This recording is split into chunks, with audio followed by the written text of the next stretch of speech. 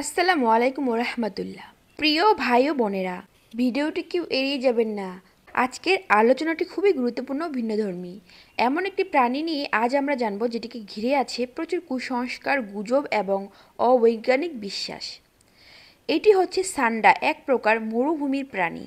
অনেকে বলে এটি কোটি টাকার, অনেকে বলে এর তেল খেলে সব রোগ সারে। কিন্তু প্রকৃত সত্য কী? ইসলাম কি বলে? আরবরা কি এটি খায়?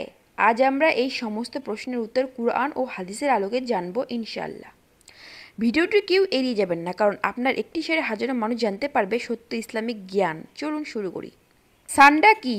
সান্ডা হলো মরুভূমির গিরগিটির মতো একটি প্রাণী। আরবি নাম ধ্রুব। সৌদি আরব, মিশর, জর্ডান, আরব আমিরাত সহ মধ্যপ্রাচ্যের মরুভূমিতে এটি পাওয়া যায়। দৈর্ঘ্য 30 থেকে 75 সেন্টিমিটার।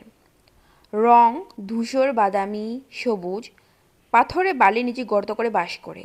গায়ের ত্বক মোটা ও খসখসে। প্রিয় ভাই ও বোনেরা, সান্ডা নিয়ে অনেক গুজব আছে, কিন্তু ইসলাম আমাদের দিয়েছে স্পষ্ট দিক নির্দেশনা। এটি খাওয়া হারাম নয়, তবে কুসংস্কার ছড়িয়ে মানুষকে ধোঁকা দেয় জঘন্য পাপ। চলুন আমরা সত্য জানি, কুসংস্কার ত্যাগ করি এবং ইসলামের আলোতে জীবন গড়ি। ভিডিওটি যদি ভালো লেগে থাকে তাহলে অবশ্যই শেয়ার করে দিন। আপনার একটি শেয়ার হাজার মানুষ জানতে পারবে সঠিক ইসলামিক শিক্ষা। আসসালামু আলাইকুম রহমতুল্লাহ।